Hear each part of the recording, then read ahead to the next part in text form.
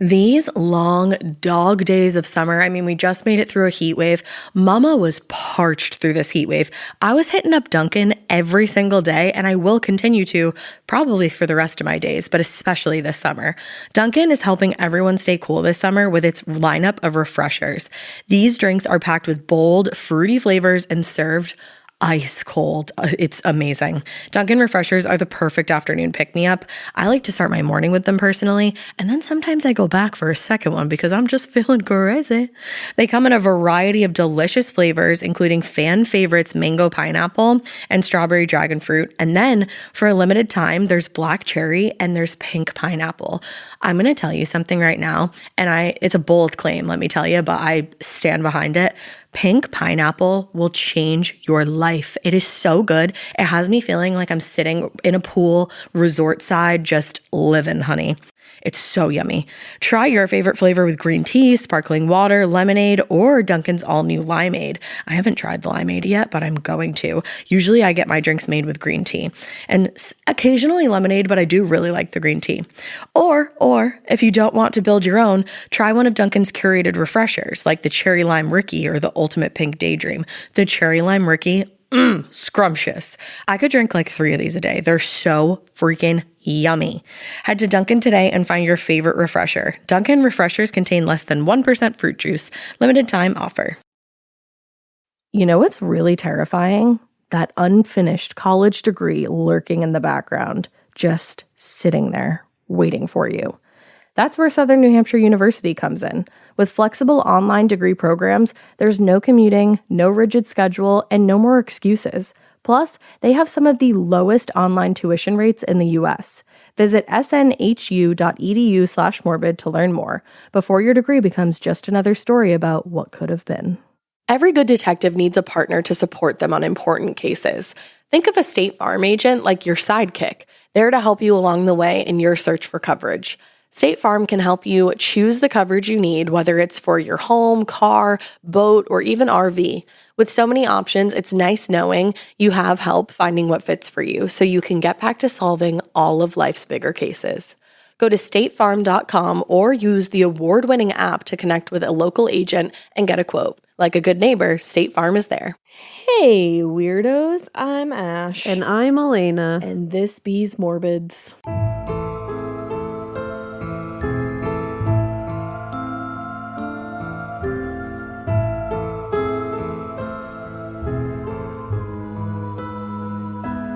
This does be morbid. It does be.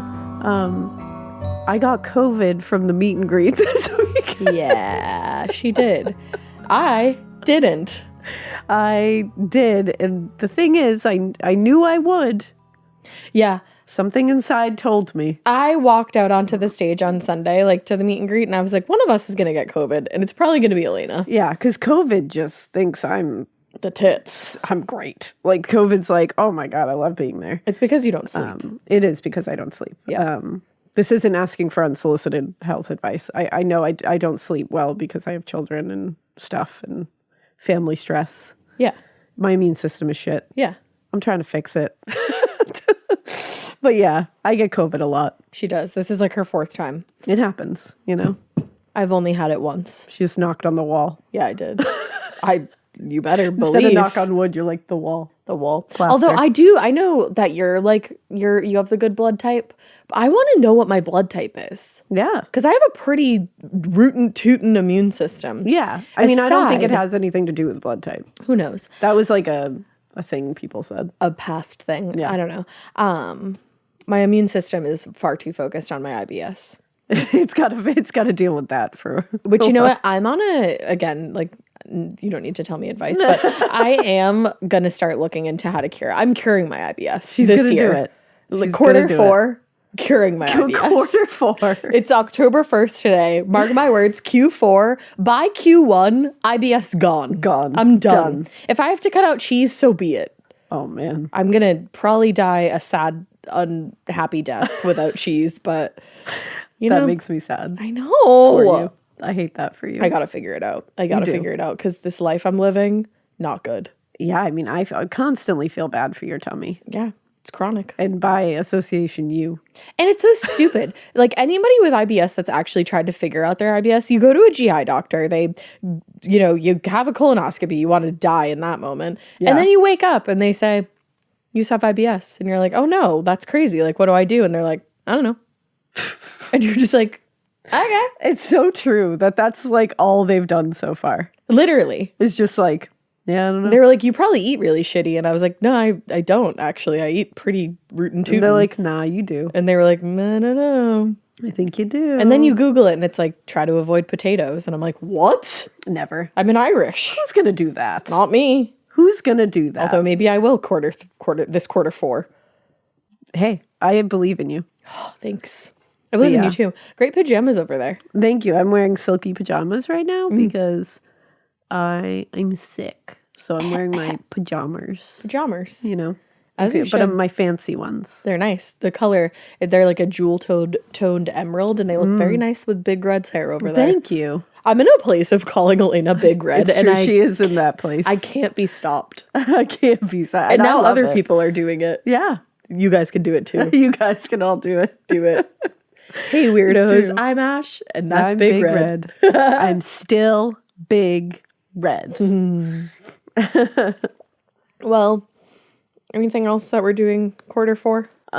Just healing from COVID. COVID and various other things. And various other things. But yeah, I think it's October 1st. Rabbit. I'm really ushering it in with as much enthusiasm as I can muster. You actually are though. I am. I've refused to allow October 1st to happen and me just wallow in sickness. I know. I need to I want to go home and make a yummy meal tonight. Yeah. And do like a tarot pull. I know. That's all I want to do is make some food. Let's do it. Well, you shouldn't make anyone food right Throw now. on a mask and some gloves. Yeah. Or I'll just direct John. Direct John. Because John's like, I know you're not cooking. And I'm like, I love it though. I love it. I love it so. Cook for yourself. That's a labor of love. There you go. I'll do it for myself and Yeah. I'll just tell him what to do for the other stuff. Actually don't because I made you pastina. Oh, yes, you did. Yeah. I'm Guys, so excited if for you're that. ever sick, this is medical advice. If you're ever sick, Legit medical advice. pastina. Yeah. It's an Italian Nona recipe. It's literally just like onions, celery, carrots, and garlic, and you like immersion blend it all up in like broth, and then you put it over that tiny little star pasta called pastina. It's a cure-all. And if you're me, you pack it with Parmesan cheese. It's true. And then I put extra Parmesan cheese on it when I make it. Big when cheese. I like heat it up. Big cheese heads for now over here. It's true. Big cheese heads. For now. Forever. Asterisk. Sad. All right. Well, forever. It is officially spooky season if you're listening to this. It's no longer Proctober. No, it's not. It's October. It's October. It's not Goody Proctober It's anymore. the most wonderful time of the year. That's my Halloween spit on the song. The most wonderful time of the year. I like that. Yeah, thank you. I don't know what's That's happening. fun. Thanks. You can't sing it Christmassy No, you can't. because it's Halloweeny. I'm going to blow my nose really quick. Do it. But don't worry, Mikey will cut it out. That was a lot. I couldn't breathe out of one side of my nose, and that was getting very suffocating. Upsetting. Okay, I'm back. Hi. Mikey, cut that out. What Thank if he you, didn't? Mikey. What if he didn't and everybody across the nation just heard your yucky snarf into your tissue? I don't care, but I would feel bad that you listened to it. Okay. But it doesn't bother me. You don't care from a place of like self-conscious? Yeah, I don't care at all. Good for you. It's a normal bodily function. Yeah. But I wouldn't want you guys to have to endure it. Yeah. No. I care about you, okay? Big Red cares for others. I do. Do you care about alien abductions? I always care about alien abductions. That's good because we're about to talk about one for yeah. a good amount of time. Let's go, girls. Today we're talking about the Manhattan alien abduction. This one I know very little about, but I know of it. I am excited. I didn't know anything about this, and Dave said, "Hey, you want to talk about an alien abduction?" And I said, "I sure do, partner pal." Partner pal. And he said, "Got it." So, He said, Got it. So in early May of 1989, UFO investigator, aka abductologist. I didn't know that's what they were called. I think that might be Bud's favorite term, Budd Hopkins. He received a letter in the mail from Linda Napolitano. Napolitano. I have to say it like that because that's how my guy taught me how to pronounce it. If you ever look up pronunciations and you get the French man telling you how to say things, He's right. he's correct. It doesn't matter if he's wrong. Napolitano. Napolitano. So Linda, she was a local woman. She lived in Manhattan, lower Manhattan, with her husband and her 2 kids. Bud had never heard of Linda, but it wasn't that weird for him to get letters from strangers out of the blue because he was a pretty outspoken believer in extraterrestrial visitations. Hell yeah, he was. He was a known investigator of claims of alien abductions. Heyo. And 2 years before, he had actually published a book called Intruders, The Incredible Visitations at Copley Woods. Whoa. And that made him a regular on talk shows and conventions, those kind of things. So if somebody was looking up information on anything alien related, his name was going to pop up. So Linda probably did that, and then she found him. That plane is crazy. That plane is like, wait, I'm landing. That plane is like, hold on, I'm an alien. So Linda's letter to Bud was a lot like most of the other letters that he had gotten in the past, especially since his book had been published.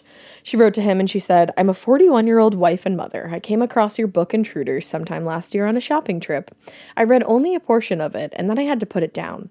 I felt overwhelmed with fear because pieces of a 22-year-old puzzle may have come together. Whoa. I don't know. I hope I'm wrong. Whoa. So she went on That's ominous. It is ominous. She went on to explain that since she was a kid living at home, she would regularly experience what she originally thought were night terrors. Mm-hmm. She said, at night in my bed, my body became numb and too heavy to move. And then she said, whenever the sensation would come over her, she'd close her eyes really tight, wait for it to pass.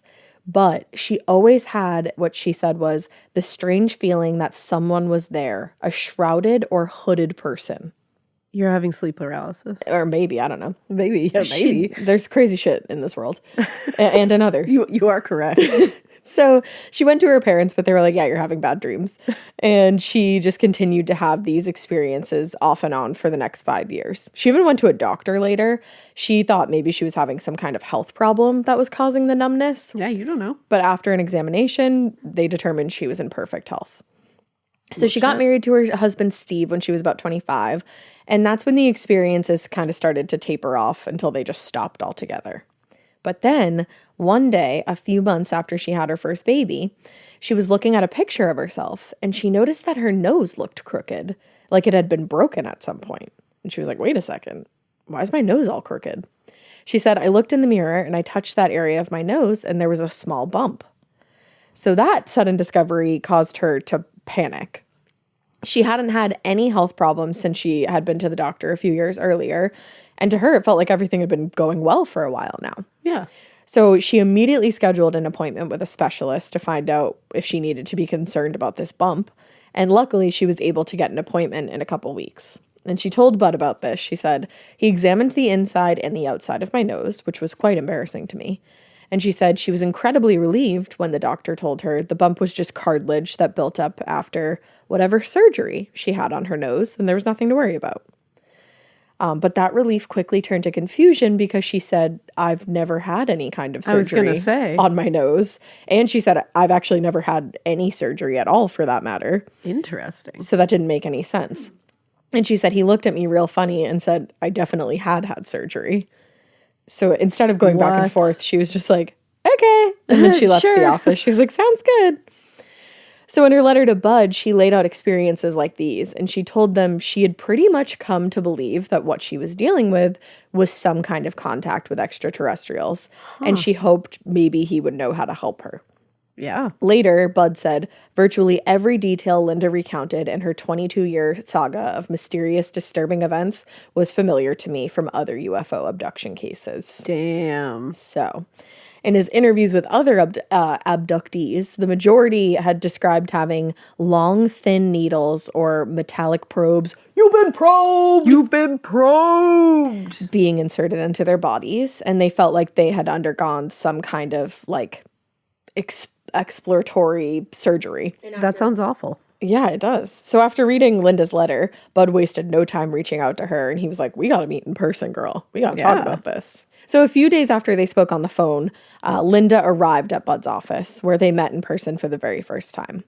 She admitted to him that she only read the first 36 pages of Intruders, and she stopped when she got to the part where Bud described two abductees having a, quote, tiny ball only 2 or 3 millimeters in diameter surgically implanted into their brains through their nasal cavity.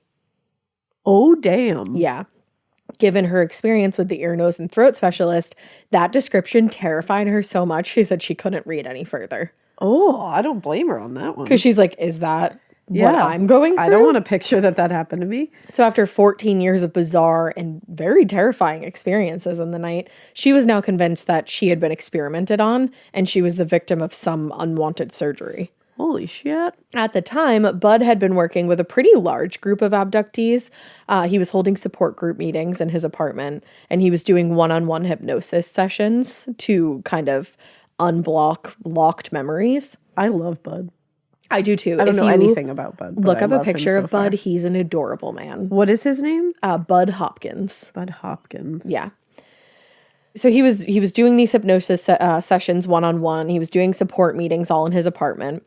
Doesn't he have the sweetest face? He really does. Right? Look at him. I love him. I hope he's good. I think he is. I think he really just...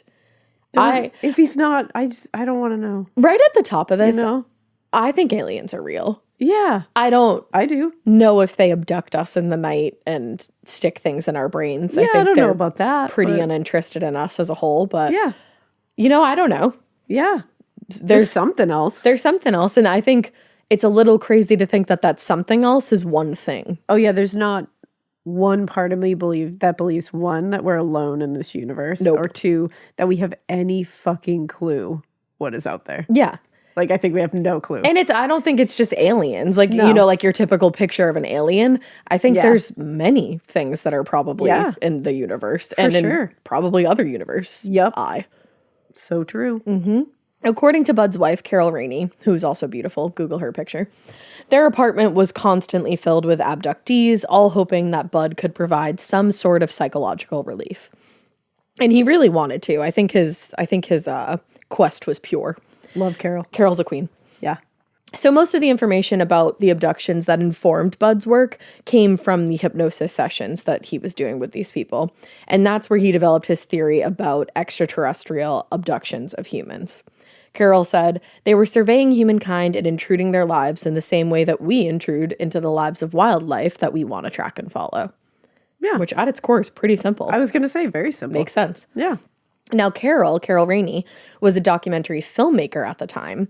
She mostly dealt with scientific subject matter, and she said, before I met Bud, I was a UFO virgin. I had almost no reason to understand what they were other than some mythical thing. I mean, yeah. No, we're all there. That's pretty much how I feel. Even though at the time she didn't really know much about aliens or abductions or anything like that, she had the mind of a documentarian. So she obviously saw this as a pretty fascinating opportunity. Yeah. And so she started to document Bud's work with the abductees, and she would record whenever she was given permission. Ah. And because of that, Budd Hopkins' investigations and his research actually became some of the most well-documented in the entire field. Good for them. Yeah. They really did the damn thing. Sort of a power couple. A little bit. In later interviews, Carol remembered how excited Bud was after he met Linda and after he heard her story. She said Bud was very, very taken with Linda. He described her as being an attractive woman in her 40s. He believed that she was very, very credible and that she'd been traumatized. I would have started a fight over that. Yeah. If my mans came home and said, I met this lady today. She's so fascinating. She got abducted by aliens. She's attracted. I'd be like, oh. Because therein lies the problem. You come home and you say, I met this lady today. I think she got abducted by aliens. It's fascinating. The story is wild. Tell me everything. I believe she's genuine. I think we can do something here. I'd be like, let's go. Yeah. Ride or die. Where do we need to go? Tell me what needs to happen. As soon as you mention, and she's also wildly attractive, I'm going to be like, why'd you feel like that needed to be part of it? Why did you feel like that needed to be part of it? Yeah, be toxic. Start a fight about that. Like, feel what you want to feel, dude. But that didn't That didn't need to be part of that. Yeah, I was really Nothing rooting. about the alien abduction requires her to be hot. I was really rooting for Budd. Yeah. And I still am, but I am too. We all make mistakes. that's a little tick in his column. That was dumb. That was a silly one. Yeah. And Carol, I hope she started a fight over it. She's a real one if she didn't. She probably did. Like, If I know Carol, I think she was like, back it up. back it up. What was that? So here's the thing. He's very excited about this. And unlike many of the abductees that Budd had interviewed in the past, Linda hadn't just been abducted once. Budd actually suspected that she had a long history of abductions dating back to childhood. And he was hoping that maybe they could unlock some of those memories through one of his hypnotic regression sessions. Yeah. So they did that. And during their first session together, Linda described a memory from childhood where she was in her bedroom at her parents' house. Later, she said, "What I saw at the age of 8, looking out the bedroom window, was perceived through a child's eyes. To me at the time, it was something like Casper the Ghost in Christmas lights, or a large toy top. Seeing it again during hypnosis as an adult, I saw a different picture. It was a cone-shaped object, approximately 9 feet by 13 feet, that glided across and over the rooftops of a multiple dwelling complex. This wasn't a dream, and I wonder what all the other people thought when they saw it. I'm sure I wasn't the only one." Interesting. That is terrifying. It's very interesting, too, because it's like, what did everybody else think? Exactly. Yeah. So in the months that followed, Linda went back to Budd's apartment tons and tons of times to continue these hypnosis sessions in an effort to unlock any kind of other memories that she had. And it seemed like every time they did one of these sessions, a new piece of the puzzle revealed itself. Eventually, Linda was recalling incidents where she was transported out of her bedroom by beings that she described as short, white, and dark with very intense eyes. In other sessions, she remembered being examined by those entities in ways that made her feel very uncomfortable. In one recorded hypnosis session, she says, "I'm outside, my nightgown is above my head, and I wish they'd put it down. They start saying things to me, and I'm yelling. He puts his hand over my mouth, and then I can't talk anymore." Oh, I hate that a lot. So scary. I hate that a lot. Finally, after multiple hypnosis sessions, Linda was able to recall an incident that would become critical to her years of experiences. In the recording, she says, "They're looking at my nose. I can feel it. And then they go to the right side, and they're looking inside of there." And in hypnosis still, she told Budd that the aliens were examining her eyes and nose with a strong light. And then all of a sudden, she felt various parts of her body go numb all at once. Ooh. She said only her nose and her eyes had feeling, and that they kept examining her. And then they produced a tray of tools that looked like dental equipment. Oh. She said one instrument had a long ball at the end of it, or had a ball at the end of it, and that the instrument was long. She remembered them inserting this instrument with the ball on it into both of her nostrils, and she said she didn't feel any pain. She told Budd they seemed very pleased, and after that, she remembered being led down a series of hallways, and the next thing she knew, she was awake in her room at home, and her husband, Steve, was asleep beside her. I hate that a lot. Yeah. So, up to this point, Linda's experiences were pretty similar to others that Budd had worked with in his career. But that all changed on the night of November 30th, 1989. It was a little past 3 a.m., and Linda woke up abruptly. She was very terrified. By that point, she put measures into place before she would go to bed to try not to get abducted. Can you imagine having to do that? No. And, I do feel for her having to, explain that to somebody that maybe, I don't know how her husband felt about all this, insane. but it's like, you would feel a little crazy. Yeah. So, but she would double check the locks on the doors, double check the windows before she'd go to bed. She actually slept with a stun gun on her bedside table. But when she woke up in that moment, she said she felt like she forgot something. She said, "Then I realized I forgot to look behind the drapes."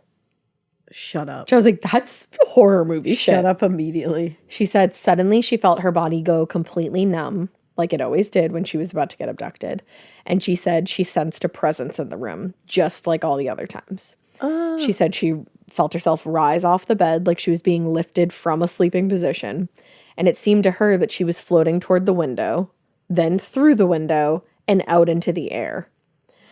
Fuck. Later, during hypnosis, she said, "I'm outside. It's weird. I'm standing up on nothing.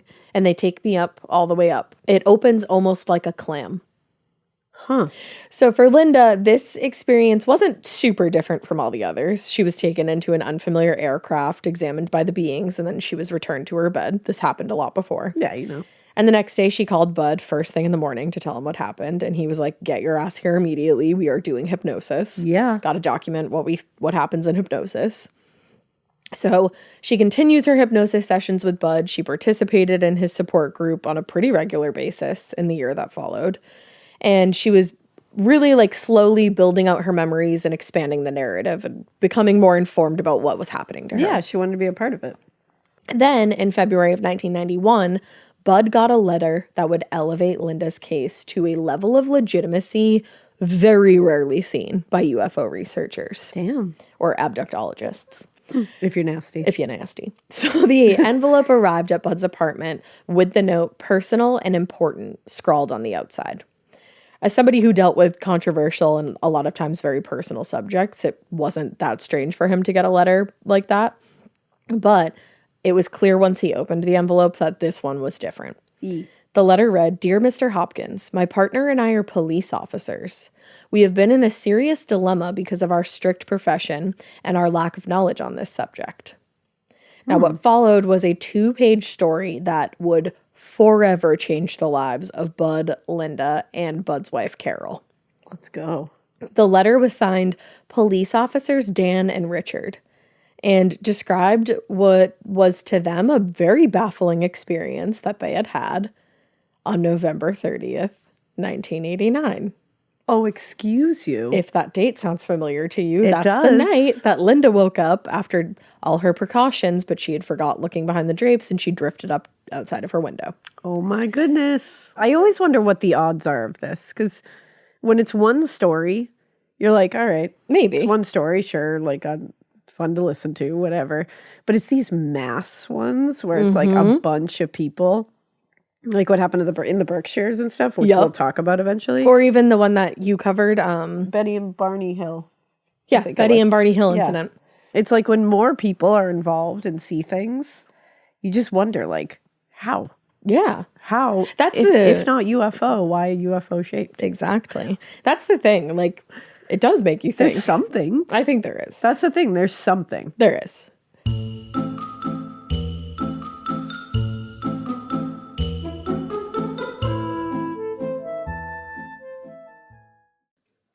This part of the show is brought to you by Anua, the Korean skincare brand known for scientific, gentle, yet effective formulations. The latest from Anua is the Retinol Collagen Gua Sha Cream, a firming cream with a gua sha-shaped tip built right in. Have you guys heard of gua sha? It's that viral massage tool that moves fluid and tension out of your face. Less puffiness, a snatched jawline, honey, more definition in your face.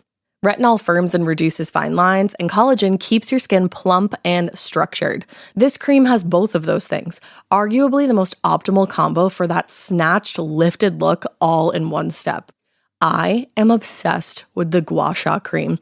First of all, it feels so cool to the touch. When you put that on your face, it's just like, this is lovely. It's like a little spa treatment that you can give yourself. I like to do mine at night after I get out of the shower. I rub the cream on my face with the little gua sha.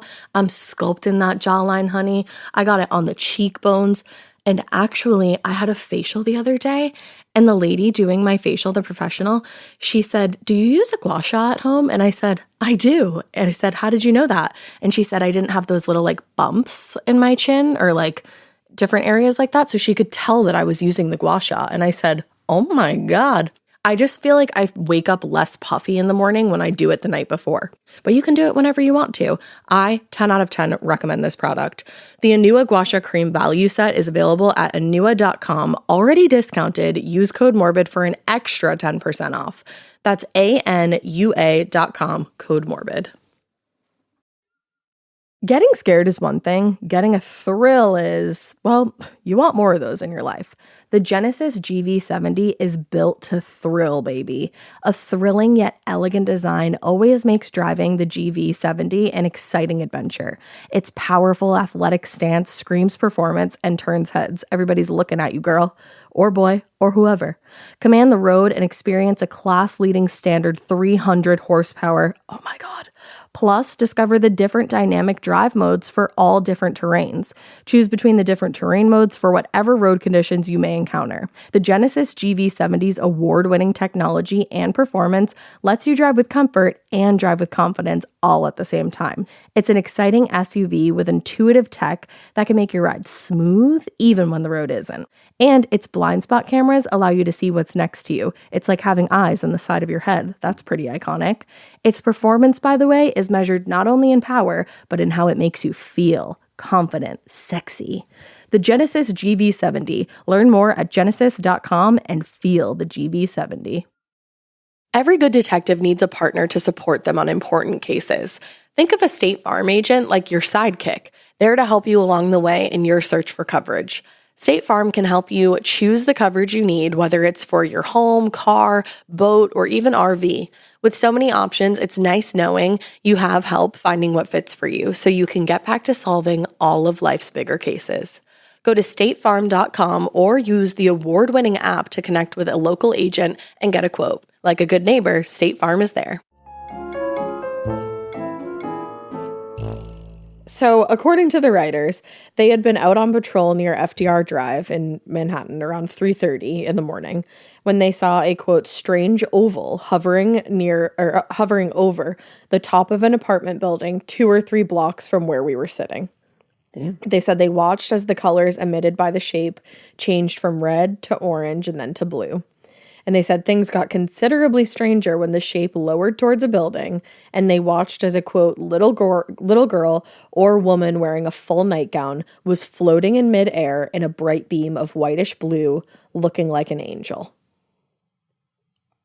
What the fuck? When I first read that, I got chills. Okay, so we've taken it a step further. Oh, bitch, yeah. We're not just seeing the same thing. We're seeing other people's experiences that they have already talked about. Yeah. So, what the fuck? They said from where they were standing, it looked like 3 smaller beings were directing the woman into the oval.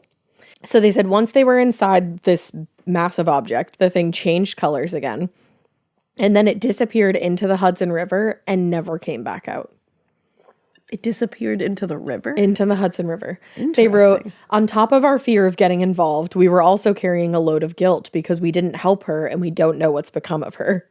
Oh my God, these poor people. They felt guilty. And that they were like, we don't know what's happened to her. Yeah, like, they were like, to help her. Is she in there? We never saw her come out. Oh my God. So according to the letter, the officers had spent the previous 15 months debating what they should tell anybody or if they should tell anybody about what they'd seen. And ultimately, they decided they needed to tell somebody what they saw. Yeah. So they sought out somebody who might actually believe them, and that's what led them to Budd. That's unbelievable. So they also wanted to know if the woman that they had seen had survived the experience. They said someone else had to see what happened that morning. Yeah. I mean, if they did. Yeah. By the time he got the letter, Budd had just become accustomed to hearing stories from supposed abductees that were unable to be verified by independent parties. So it never occurred to him that Linda's abduction could have been witnessed by other people. Yeah.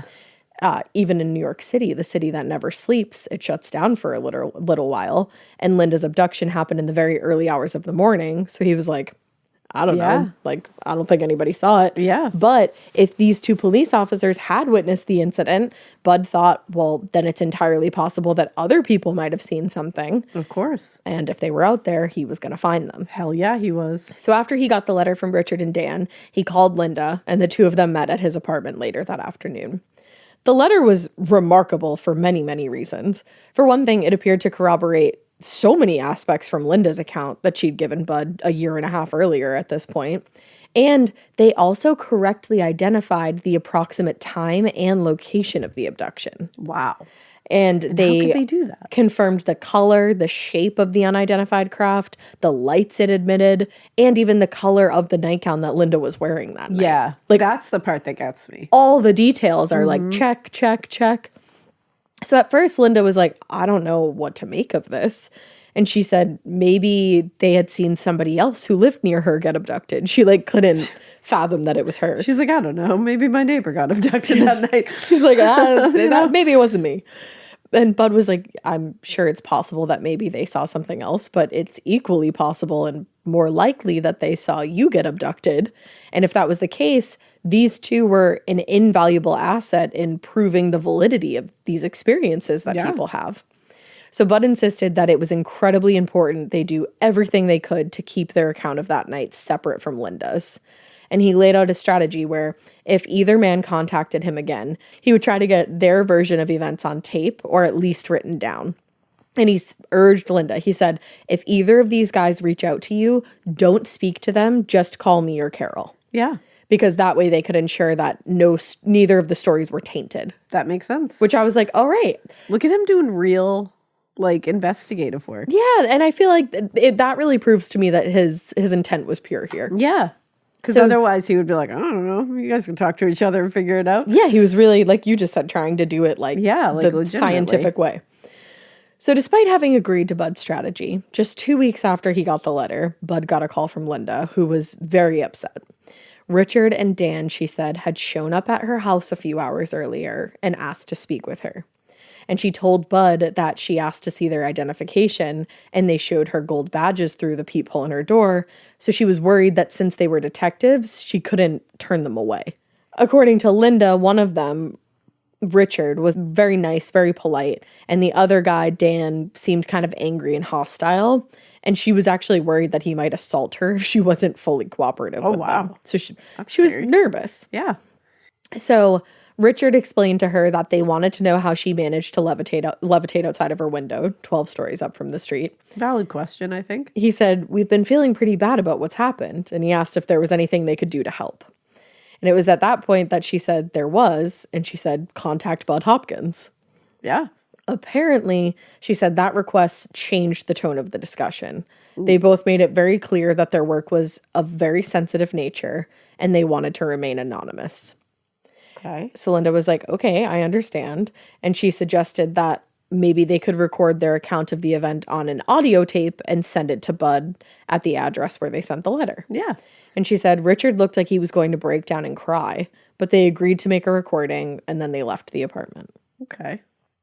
So the letter that Bud received in the mail was one thing, but a recording of the events in Richard and Dan's own voices would have been something else entirely. Yeah. And again, it would lend a great amount of credibility to this case. But there were still nagging questions that would need to be resolved if their evidence was going to be believed. Who were they was a big thing. Yeah, that's a big thing. Like, who are these two? Who are you? Who are you?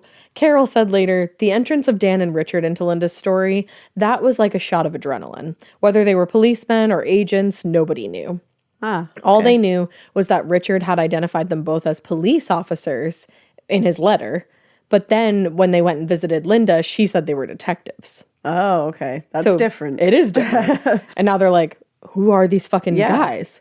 So now determined to find out the identities of Richard and Dan, Bud spent the next few weeks just going from one precinct to the other, asking if they had officers or detectives or anybody that matched the descriptions that Linda provided of these two guys. If the person at the desk said, yeah, they did, like somebody looks like that here, Bud left a note urging them to get in contact as soon as possible and just wrote how important the work was to humanity. Which I was like, that's really sweet. It's true. It is, yeah. Yeah, when you really think about it. He said it's important to humanity and their participation was vital. Oh. So now he cares so much about this. He does. I think it's he endearing. It seems like he was afraid of what aliens wanted, or what he thought were aliens wanted with humans. Valid. Which I understand. Yeah. So not surprisingly, he never got a response from any of the precincts where he left notes. I'm not super shocked by that. But just a few days after visiting one of the last precincts in Manhattan, an audio tape arrived in the mail. Ooh. Bud did not recognize the voice on the tape, but the man indicated he was Richard, the one who sent the letter and the one who had visited Linda. Oh, shit. He said, I suppose Linda's already spoken to you about our unexpected visit to her apartment one evening. Indeed, it was very uncomfortable, to say the least. The subject matter was the strangest ever in my line of work. He was super sympathetic to Linda's situation, and he said, I understand how important this is to you, but I can't get involved and neither can my partner. He said, what happened left us all victims of circumstance. After actually seeing her and speaking with her, we could see just how frightened and sincere she was. Please respect the importance of our credibility at work. We just can't be identified. We'd be laughed at. Wow. So they're like scared. Yeah, they don't want like actual real consequences to this whole thing, which is also just like I don't know. Shitty. Everybody's just such a bummer. Like that everybody like treats each other this way still. Yeah, like Like, you if someone's enthusiastic about someone and really like believes or something. like let them be enthusiastic about it. Mel Robbins.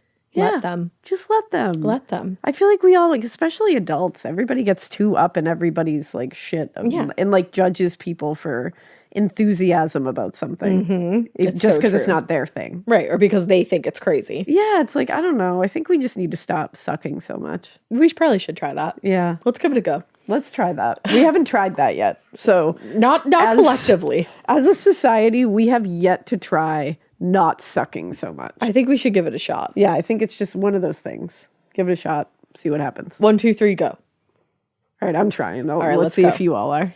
So for Budd, the recording was an equal mix of excitement and frustration. Yeah. On one hand, it seemed to prove that Linda was telling the truth about her abduction and Sure does. everything from November 30th.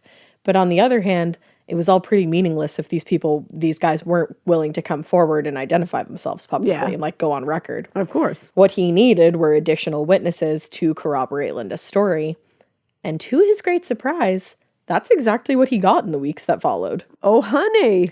So like I mentioned earlier, by the time he met Linda in 1989, Budd Hopkins already had like a fairly regular media presence, especially when it came to UFOs, the subject of them. He did a lot of talk shows, he gave commentary about his work, and bringing Linda into the fold only made him a more compelling guest. And soon they were appearing on Geraldo, Oprah, Geraldo. big name talk shows. The higher profile appearances resulted in several witnesses coming forward to Budd to report having witnessed Linda's abduction on November 30th. Oh my God. Ultimately, Budd collected 22 statements from what he believed to be independent, reliable witnesses from all walks of life. Okay. The statements managed to sway a lot of people who weren't sure what to think of Linda's story, including Budd's wife, Carol, because at first she wasn't sure. Yeah. She said, the Linda case was fascinating to me because there were numerous people who had seen her be abducted out of her window and up into that craft. Like the letter from Richard and Dan, one statement after another seemed to corroborate her story. One woman told Budd, I don't believe in flying saucers, but it was a clear view. It was glowing, shiny. I just kept staring at it. There you go. Others recalled seeing a woman float out of her 12-story window and hover above the ground.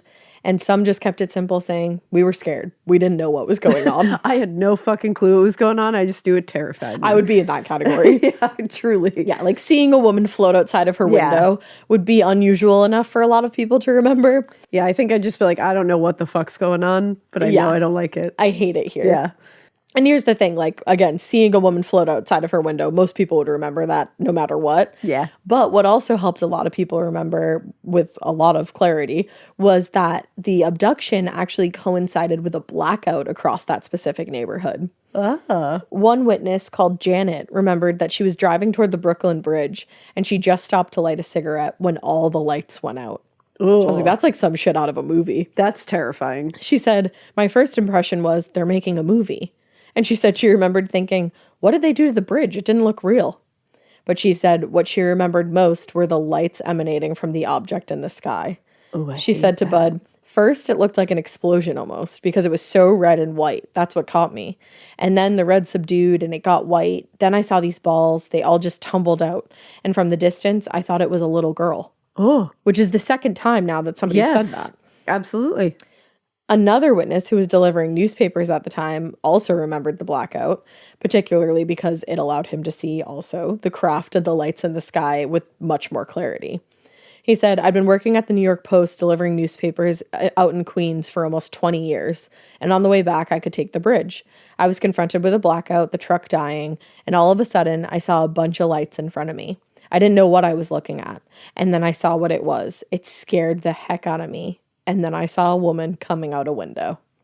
Ooh. So it's like, what? Like, what the fuck? For Budd, the witness statements were the latest piece of the puzzle that he believed would finally confirm beyond a reasonable doubt that aliens had visited the Earth and were abducting humans for some kind of experimental purposes. Shit's going down at the very least. Shit is going down in Manhattan. Some shit is going down. It is. But little did Budd know the statements were just the beginning of a much stranger story that would end up having personal, very serious consequences. Oh no, Bud. So after almost 2 years of working with Linda, Budd had collected a very thorough account of her history of abductions, mostly through those hypnotic regression sessions, and the witness statements from Richard and Dan, and of course the other witnesses who had come forward. But by 1991, the question that remained was, what now? Yeah. Like, what are we going to do with all this? What now? They still hadn't managed to fully identify their two most reliable and credible witnesses, Richard and Dan. And the other witnesses' statements didn't seem like enough proof that would be able to sway skeptics and critics. Those people wanted like verifiable proof. Hardcore proof. Exactly. Now, that proof seemed elusive at best. But then one day in 1991, Linda remembered a particularly significant event that she somehow neglected to tell Budd in their 2 years of working together. Oh. During their various interviews and casual conversation, she told Budd about how she noticed that bump on her nose. That really kind of started this whole thing. Remember, the specialist examined her, insisted it was something like scar tissue from a previous surgery. Yeah. But what she didn't mention before was that just a few weeks before her abduction on November 30th, Linda went to visit her niece, Lisa Bear, a podiatric surgeon in Poughkeepsie. So that's like a foot doctor. Foot doctor. Foot doctor. While she was there, Linda told her niece about what the doctor said about the nose surgery.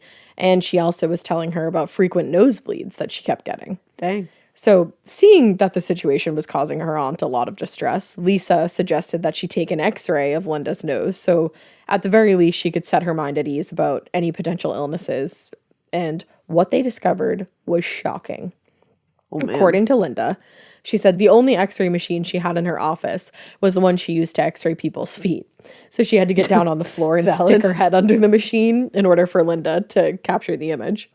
And after Lisa took the x-ray, Linda had to leave to catch a train, so she wasn't able to go over the results with her niece. Okay. A week passed without any word from Lisa, so Linda just assumed that the image didn't show anything or, didn't amount to anything. But years later, in discussing the x-ray with Budd, Lisa said, "It's not a perfect picture, but when I developed it, I was stunned when I saw the thing in the side of her nostril." That's Lisa said that. I think I said Linda. Lisa said, "I was even afraid to use the phone to call her and tell her about it." Oh, man. The x-ray shows what is very clearly a human head in profile, with a focus on the front of the head. And in one of the nasal cavities, there appears to be a small metal coil that almost looks like a spring with like a ball cap, or a ball or like a cap on both ends. What the fuck? In his book about the case, Budd describes the object as a complex radiopic metallic object. What? So she like had some weird shit in her Yeah. nose. To Budd, the x-ray was exactly the kind of irrefutable evidence that he thought would sway skeptics and prove his theory about aliens interfering with humanity. Yeah, because why the fuck is that in her nose? Yeah, what the hell? But before they could celebrate the discovery or make plans to go public, another incident with Richard and Dan set things off into a very frightening direction. Or nor. Since her first meeting with the mysterious Richard and Dan more than a year earlier, Linda was sure that they had actually been following her and like surveying her. Oh. She even started carrying a gun for protection. She was so scared. Every now and then she'd be walking down the street or waiting for a bus, and she would see a man resembling Dan following her or waiting behind her on the corner. Ew. And when she was at home, she said she was convinced they bugged her apartment. Oh, fuck that. Budd also started to believe that the FBI was watching the both of them and monitoring their movements. And he went as far as borrowing what Carol Rainey described as high-end equipment from a friend who worked in security, which he used to sweep his and Linda's apartment for bugs, but they never found any bugs. What the fuck? So things came to an alarming head in late April of 91, not long after Budd first saw that x-ray of Linda's nose. By that time, he insisted that Linda wear a wire and a recording device in case she had any run-in with Richard and Dan. Damn. And on the afternoon of April 29th, Budd was at home and he got a call from a very frantic Linda. She said, Budd, Richard, and Dan abducted me. What? Abducted her. Like I've been kidnapped? She said eventually they let her go, but yeah, they had abducted her. They abducted her? She said she had just put her son Johnny on the school bus that morning and was walking to the grocery store when she heard somebody call out her name. She turned and she saw that it was Richard. She said he was smiling as he walked toward her and that just behind him in a black Mercedes, she could see Dan. She said Richard was pleasant and he asked if Linda would mind going for a ride so that they could talk. She said there was no way I was going to get in a car with him, so she declined and she started to walk away. And she said she barely stepped off the curb to cross the street when she felt a strong hand grip her arm and pull her in the direction of the car. What the fuck? She said Richard sort of twirled me around with my back facing him and then marched toward the car and pushed me into the open door of the back seat. I'm horrified. Scary. Yeah. It's like, also, that's a crime, babe. That is a crime, sort of. And it's also very like Men in Black. Yeah, you can't just abduct people in fucking broad daylight. You really can't. Or at night. You shouldn't do it at all. Ever. Yeah. Really. Or even like midday sun. Dusk, dawn, yeah. Anything in between, don't do it. You just can't do that. No. So in her call with Budd immediately after the incident, she described very bizarre behavior that Richard and Dan exhibited. She said, he told me to take my shoes off. They wanted to see my feet. I think they wanted to know how many toes I had. And then she said she got the impression that they suspected she was some kind of alien-human hybrid, and they were looking for proof. She said, I'm trying not to yuck anyone's yum because I just told you all not to do it. So don't yuck Linda's yum. I'm just going to go with this. I don't even know if this is her yum. I don't really know what this is.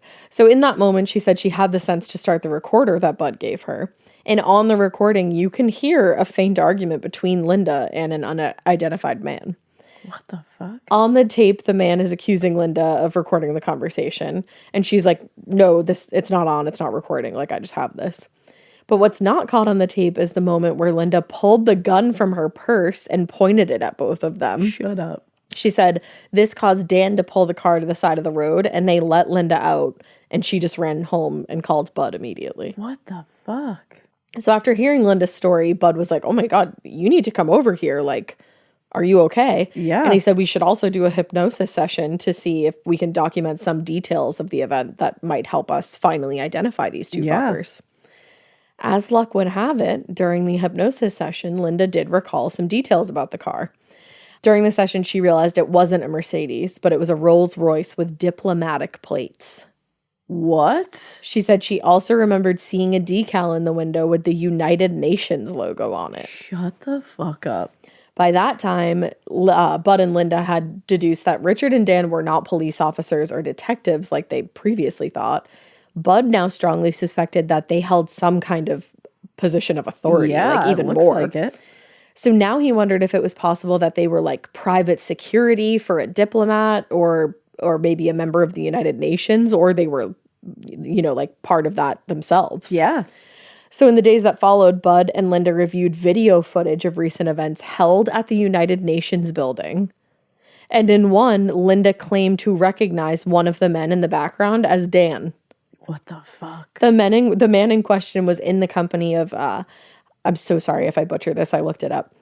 He was in the company of Javier Perez de Cuellar, who was the Secretary General of the United Nations. Damn. Like, big fucking deal. Like, big deal. Big deal. Big guy. Huge. Big. So in the weeks that followed, Budd, Linda, and now Budd's assistant Peter set about trying to find the identities of the man in the video and what his relationship was to the fucking Secretary General of the United Nations. Yeah, I'm curious. But crazy. Their inquiries at the UN and the UN security buildings, which included Budd and Linda posing as a married couple, ultimately went nowhere. Wow. The UN wasn't about to be like, yeah, that's exactly who this is. Shocked. Crazy. Shocked. But a short time later, Budd got a letter from Dan that shed some light on the situation. Peter said they explained to Budd that they were not police officers, but federal agents acting as protection for a very high-ranking, well-known diplomat.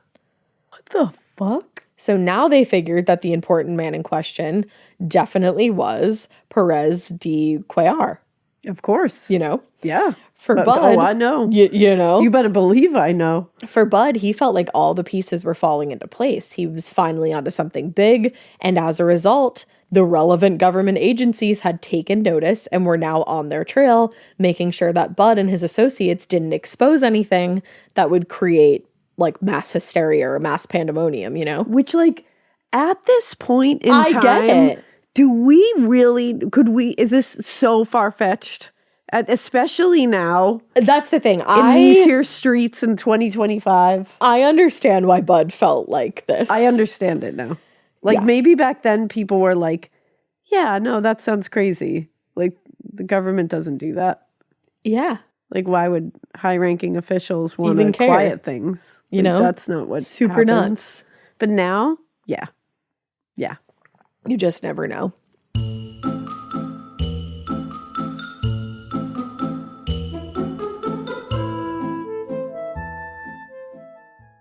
This episode is brought to you by SoFi, the all-in-one finance app where you can bank, borrow, and invest all in one place.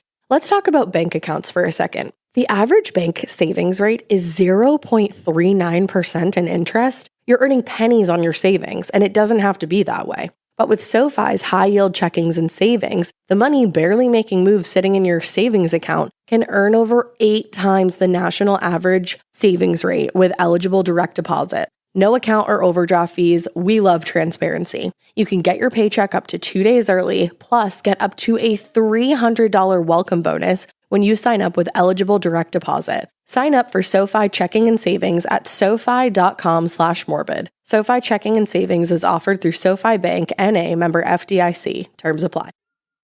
Getting scared is one thing. Getting a thrill is, well, you want more of those in your life.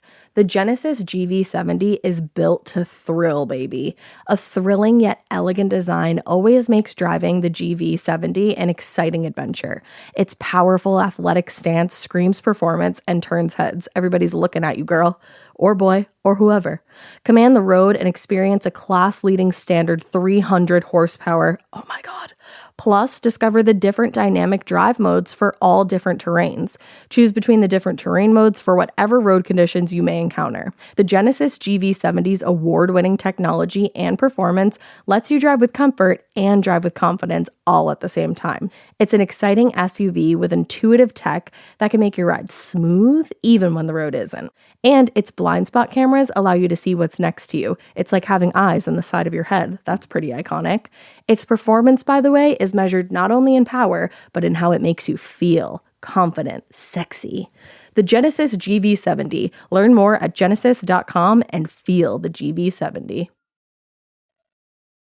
The best summer pieces are the ones you end up wearing on repeat. Comfortable, versatile, and somehow right for almost every occasion. Quince makes it easy to create a summer wardrobe that you'll love, with elevated essentials made from premium materials like European linen, organic cotton, and washable silk, without the traditional retail markup. I love that! Quince's 100% European linen pants, dresses, and tops are the pieces that you absolutely will reach for all summer long. I absolutely love their linen. I have so many pairs of their linen pants, which you can dress up or you can dress down in the summer. Like, say you're going to a nice dinner, you can pair it with like a silk shirt, a really cute necklace, some good, makeup and an updo. Or if you're just looking for a more casual look, you can do the linen pants with like a loose button-up shirt and you still look really chic, kind of like, I don't know, Diane Keaton vibes, I kind of think. Also, it's not just apparel. Quince also offers elevated essentials for your home, from bedding and bath to kitchen essentials and furniture. They have it all, honey. I am a big lover of Quince, and I really do think you will be too. Make your summer wardrobe feel easier. Go to quince.com/morbid for free shipping on your order and 365-day returns. Now available in Canada too. That's QUINCE.com/morbid for free shipping and 365-day returns. Quince.com/morbid.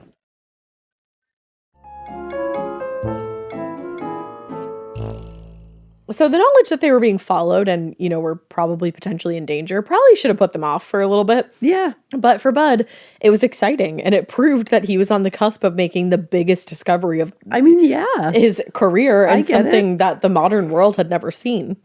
So Linda hadn't just been abducted and had a metallic device implanted in her nose. Now she'd been experimented on, possibly sexually assaulted by the aliens, and now maybe they were trying to create some kind of hybrid species. Which, that's fucking horrifying. Yeah. And now there were like terrestrial threats to worry about. They were scared about Richard and Dan and these high people in high positions trying to silence them. I would be. So, as the years went by, Linda's story continued to expand, and eventually she even incorporated her son Johnny, who she now believed was also abducted. Ooh. And over time, Budd got closer to Johnny and wanted to help him understand his experiences, just as he had with Linda. Yeah.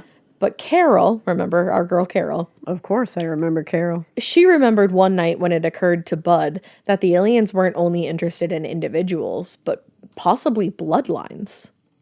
Oh. Which I'm into this. I can kind of understand. Yeah, when you really think about it. Like, if you're really looking into, like, aliens and what they want from us, it would make sense that, yeah, maybe they would want to study our bloodlines to see what happens as we go on. Hey, I get it. But Carol said Budd was wiping his eyes in full understanding of what Linda had talked about, that the aliens were also traumatizing her children. I became very concerned that he was so emotionally attached. My alarm bells went off. I felt that Budd risked losing his objectivity. Which I get. Yeah. And remember, Linda is like such a huge part of Bud's life now that I can understand why Carol was like, okay, like we're falling a little too far into this. Yeah, I can understand that. And like now a child is involved and like we got to really think about what we're doing here. Yeah, she's just trying to be pragmatic. That's She all. is. I love that word. I do too. So Carol had never been a believer in the same way that Budd was, but she was always willing to give him and the people who came to them the benefit of the doubt. Which is a good partner. It is. And she especially gave people the benefit of the doubt when there was evidence that popped up that seemed to support their claims. Really smart lady. Yeah, I honestly think she really was. But after years of working with Linda, Carol saw a change in Budd that was deeply concerning to her. Ooh. She said it seemed like he lost the ability to think critically when it came to Linda. Interesting. So Carol herself, she had grown up in a very heavily devout Christian sect that kind of bordered on being a cult. Whoa. So she saw the harm that blind faith can cause. Yeah, I mean, if anybody can. Yeah, she had serious experience. Yeah. When she was a teenager, she actually got thrown out of her parents' house and excommunicated from her entire community because they told her she was asking too many questions about their religion. Oh, there it is. They were like, yeah, like you're threatening the structure of everything. Yeah, we don't want you asking questions or critically thinking. Yeah, don't do that. That's dangerous. She said, after, a year of my asking increasingly unwelcome questions, my father stood in the middle of the living room and he said, "You're not my daughter anymore." You gotta be a real piece of shit to do that. Real piece of shit. You gotta be a real monstrous piece of shit. Yeah. There's nothing my kids could do that they wouldn't be my children anymore. No, they're always your fucking kids. Like, and they're always welcome back here. Yeah. Like, what the fuck? The end. Like, I don't give a shit. Like, that's fucked up. That's a story for another day. So it's my opinion. So despite that experience, or honestly really probably because of it, Carol devoted her adult life to science and to reason, and she prided herself on her own skepticism. Good for her. Ask the fucking questions. And here's the thing. Nothing's wrong with that. I honestly think she went about it in a very respectful manner. It sounds like she did. She was willing to hear people out and she wanted to hear their evidence, and when there was evidence she got even more interested and asked more questions, but she also had a healthy amount of skepticism. Exactly, which I think is the smart way to go about everything. I think so too.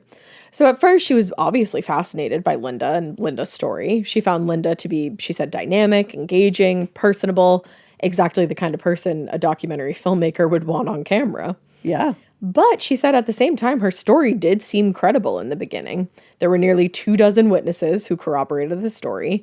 Carol literally saw the letters herself from Richard and Dan that seemed to support the belief that Linda and Budd were being monitored. Mm-hmm. But she said after a few years, there was something about the story that started to nag at her.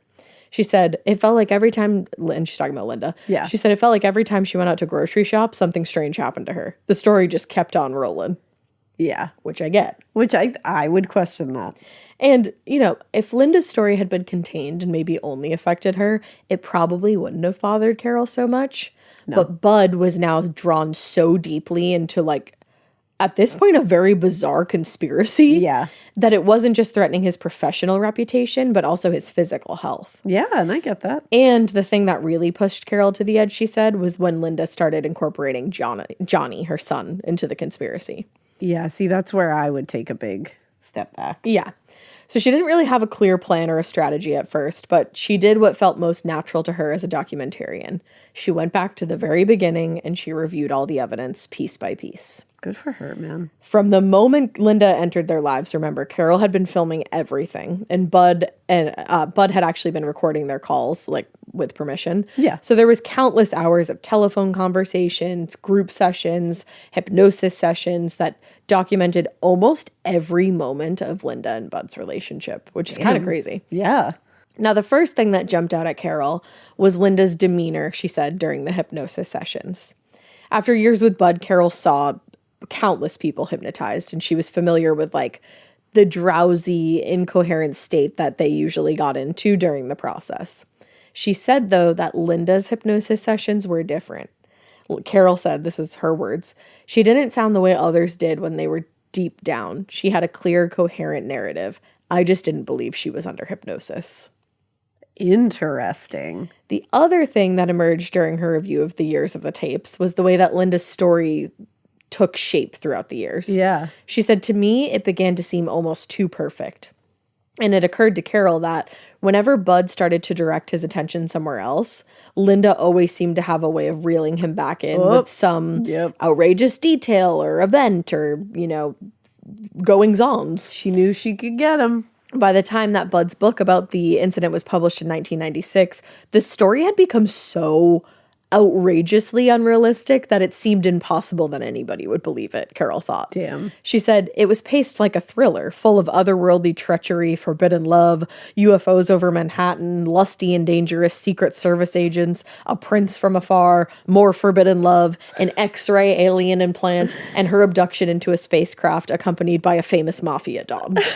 Like, she was, Carol really got Carol got to a place of, come on. Come on. Come on. And this is her husband, so I can see why she's a little bit, like, miffed. Oh, I'd be pissed. I'd be far past miffed Exactly. at this point. Well, listen, during the early phase of her investigation, while she's gathering this all up and starting to be like, yeah, right, she kept her thoughts and her activities, of course, to herself. She didn't want to upset her husband. She didn't want to interfere with his work. She had a respect for him. But after going over the tapes and kind of coming to some pretty convincing conclusions, she finally decided that she couldn't keep this quiet any longer. Especially, remember, now that there was a kid involved. Yeah. But unfortunately, if Carol was expecting Budd to be receptive even a little bit to her critique, she was about to be very disappointed. Oh, no, Bud, I was rooting for you. I know. She said, at that point, I was kind of seeing a lot of these stories as being made up, invented. Budd didn't pick up on it because she was delivering material that he so badly wanted for his new book.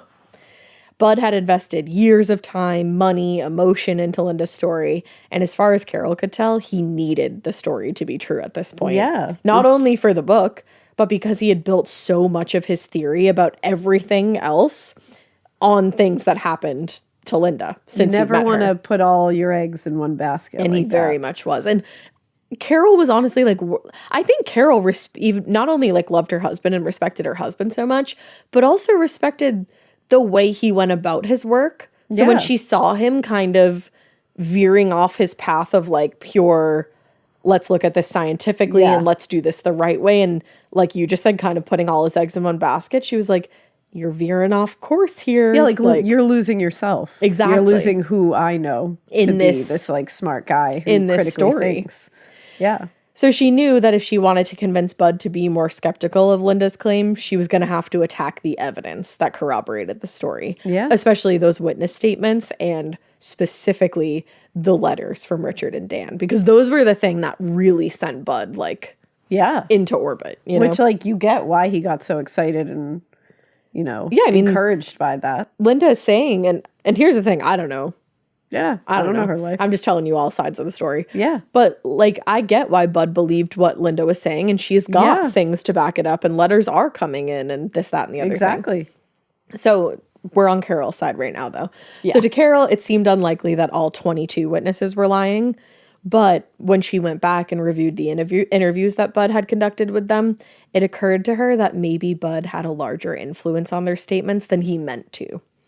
She said most of the witnesses admitted that they hadn't got a direct look at what they later claimed was a UFO, and a lot of them weren't really reliable to begin with. For instance, there was an elderly woman who said she saw the abduction from her window, but she also said her view would have been obscured by multiple large objects. So she really wasn't able to see that. What? And all at the same time, Budd's enthusiasm could have easily acted as confirmation bias. Oh, 100%. Which would drive interviewees to provide him with what they thought he wanted to hear. Yeah, they're just trying to make this guy happy. Exactly, rather than what they saw. And finally, there was the source of the witnesses themselves. All of the witnesses had only reached out to Budd after at least 2 years or more after the supposed abduction took place, and only after the story had gone public and they'd seen it on Oprah and Geraldo. Yeah, and that's not great. That you have to take with a giant grain of salt. And there was also the matter of the letters from Richard and Dan. Their position in the story, remember, it gave credence to Budd's belief that these large government agencies were working to undermine his research, and he thought that the agents had been harassing him and Linda for years. Yeah. The problem for Carol, when she started looking back into this, though, all the letters had been typed out on a typewriter, so there was no way of knowing where they came from or who'd written them or anything like that. But one day, she was sorting through evidence, and she found that one letter claiming to have been written by Javier Perez de Cuellar, the Secretary General of the United Nations. Of course. Included a handwritten signature that she could use to compare to a sample of Linda's handwriting, which they obviously had. Oh, man. And she brought it to a handwriting specialist. Oh, man. Among other things. The handwriting analyst concluded that the sample from Linda and the supposed signature of the Secretary General of the United Nations were virtually identical. Oh, no, Linda. Oh, no, Linda. But remember, just to play devil's advocate here, I don't know why I said devils and not devils. To play devil's advocate. To just sit here and play devil's advocate, handwriting analysis is not... It can be a little bit of junkie science. That's the thing. I'm not saying it's not real, but it's not always real. But it's just like... So, in 2023, Carol told a documentary crew, the person who replicated de Cuellar's signature is the same person who's written the letters from Richard and the letters from Dan, and that is Linda. Richard is an invention of Linda's, and so is Dan. Oh, no. In my heart of hearts... I wondered. You wondered. I didn't want it to be true.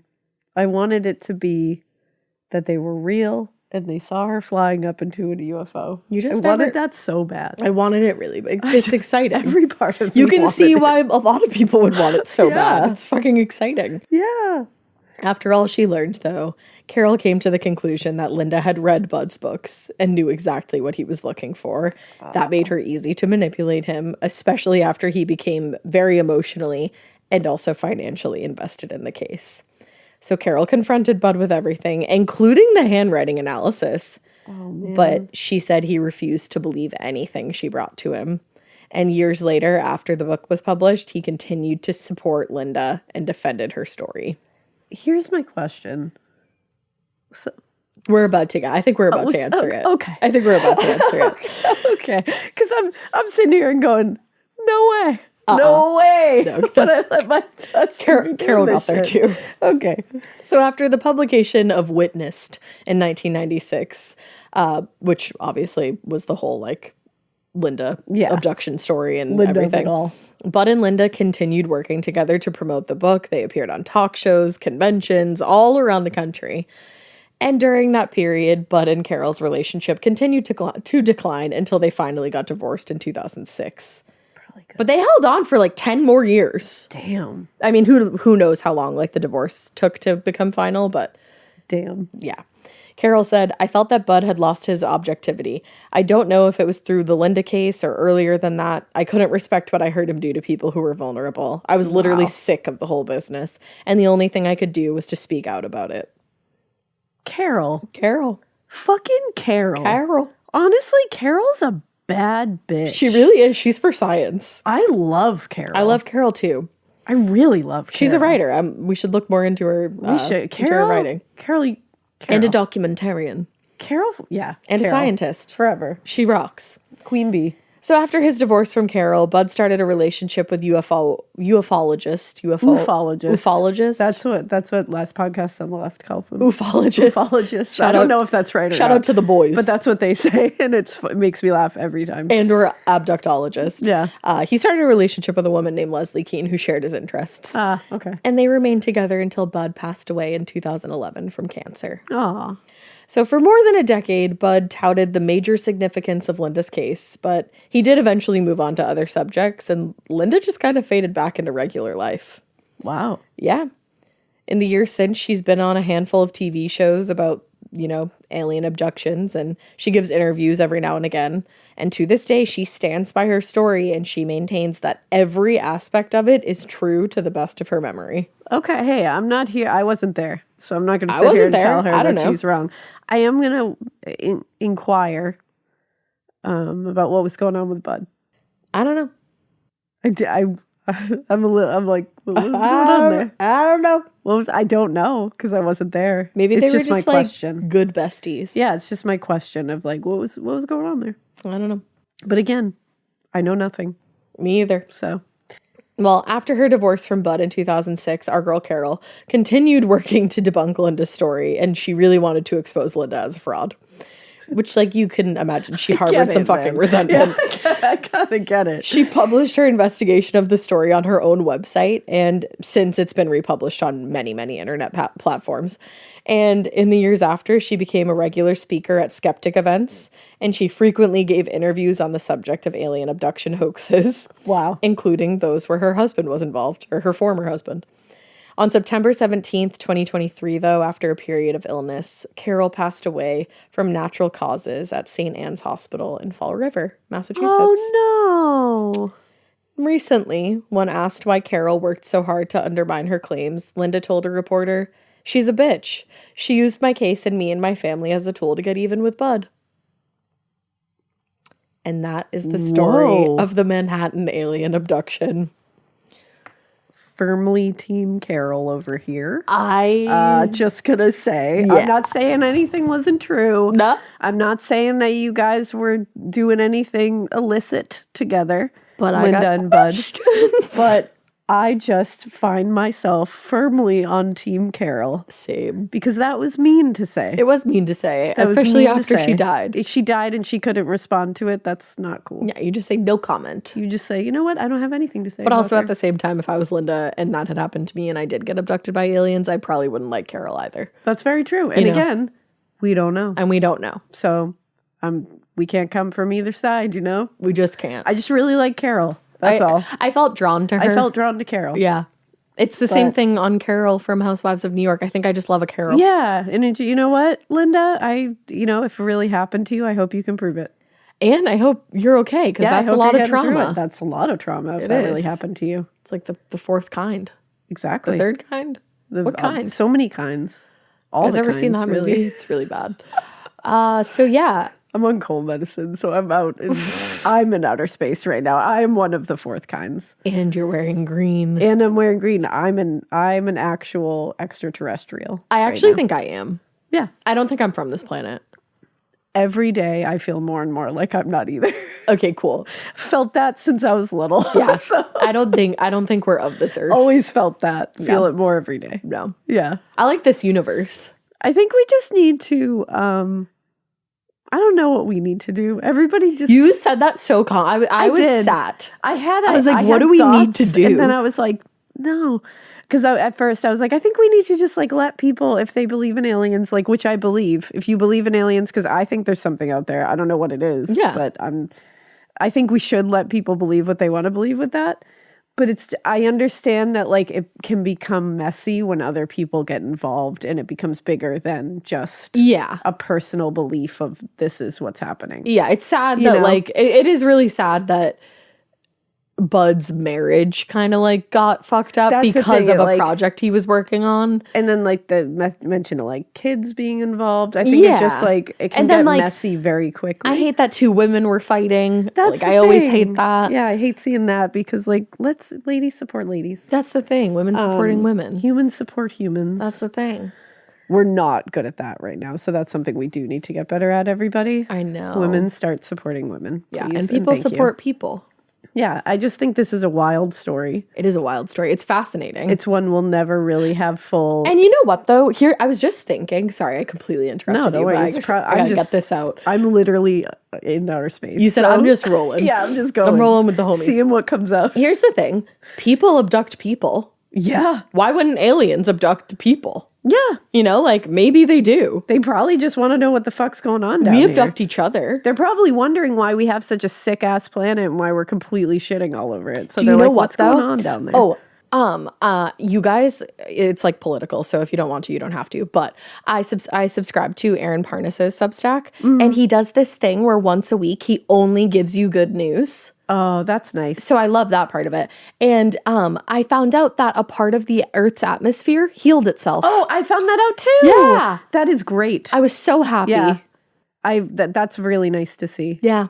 I just thought of That that, doesn't because mean of we the can Earth. keep fucking it up though, and that it's going to keep healing itself. So No, we have to- Let's take this one as a W, and let's Yeah. keep moving in Also, the direction. it healed itself because of like practices that we took. Yeah. It's so like good job, everybody. we stopped doing yucky things. yeah. So I let's don't know what we continue. stopped doing, but let's continue to. Let's stop doing continue it. to not do yucky things. Yeah, don't litter all that shit.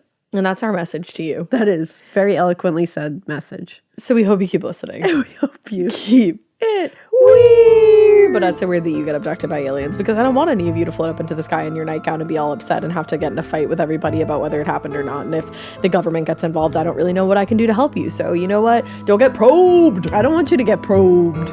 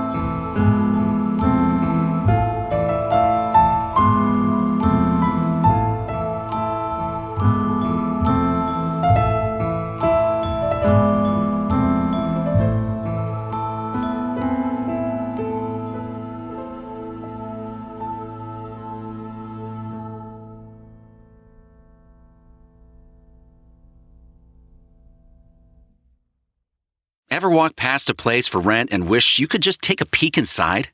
Maybe even explore the layout. Envision the natural light streaming through the windows. Or plan where your vinyl record collection would go. At Apartments.com, you can. With tools like their 3D virtual tours, you can see the exact unit you could be living in. Really envision yourself in your new home with Apartments.com, the place to find a place. Hi, I'm Angie Hicks, co-founder of Angie, and one thing I've learned is that you buy a house, but you make it a home. Because with every fix, update, and renovation, it becomes a little more your own. So you need all your jobs done well. For nearly 30 years, Angie has helped millions of homeowners hire skilled pros for the projects that matter. From plumbing to electrical, roof repair to deck upgrades. So leave it to the pros who will get your jobs done well. Angie, the one you trust to find the ones you trust. Find a pro for your project at Angie.com.